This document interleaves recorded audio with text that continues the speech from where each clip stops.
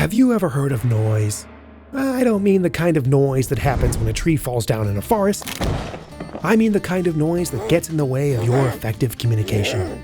Noise is that little thing that distracts your receiver from hearing your intended message. Suppose you're an intern who's tasked with delivering a very sensitive message. Intern, deliver this very sensitive message. You've considered your purpose, audience, context, and strategy, so now you're ready to go. But as an intern, you want to leave a lasting impression, so you're going to go in style.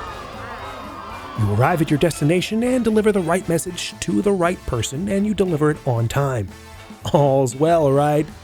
But your receiver, well, she doesn't take it well. What's up with that? Did she even get your message? Well, remember Mr. Noise? He's taken a very specific form now, hasn't he? Your hang glider.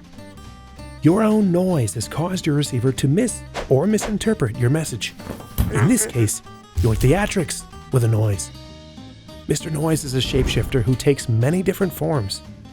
You might not have a hang glider, but you might have a bad hair day, or food on your shirt, or too much volume when you speak, or you're missing important social cues, like something you thought might have been a joke wasn't actually supposed to be funny.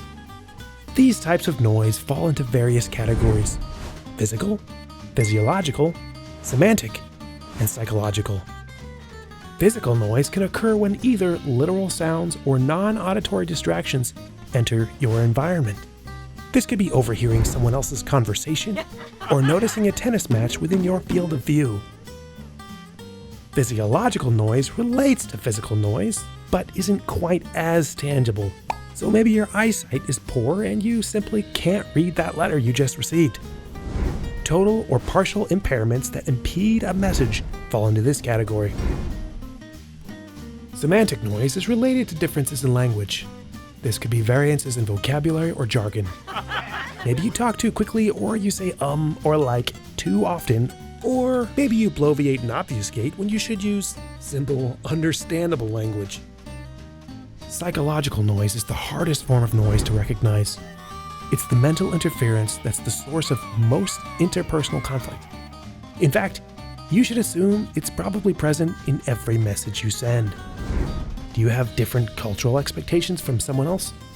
How about social expectations? Is your receiver having a bad day? Do you have differing core values? Secondly, you'll need to understand the fact that your experience with any subject is, simply put, your experience. So something that may seem obvious to you might only seem obvious because of your own context. It might in fact be unclear. Take time, for instance. You're hosting a webinar that starts at 4 p.m. Well, that's easy enough, except that you might be assuming that everyone knows that you mean 4 p.m. in your time zone. Ah, got it. That's great, you say. Noise won't get me. But are you sure? How would you know if your message was delivered or if Mr. Noise caused a misinterpretation? The answer is feedback. Feedback is your receiver's response to your delivery. Did your receiver look bored? Did they laugh? Did they cry? Did they ask you to repeat yourself? Silence is also an important point in feedback. With the right nonverbals, it says, "I'm thinking about your point and considering it." With the wrong nonverbals, it can say anything from, "I didn't hear you," to, "I wholeheartedly disagree."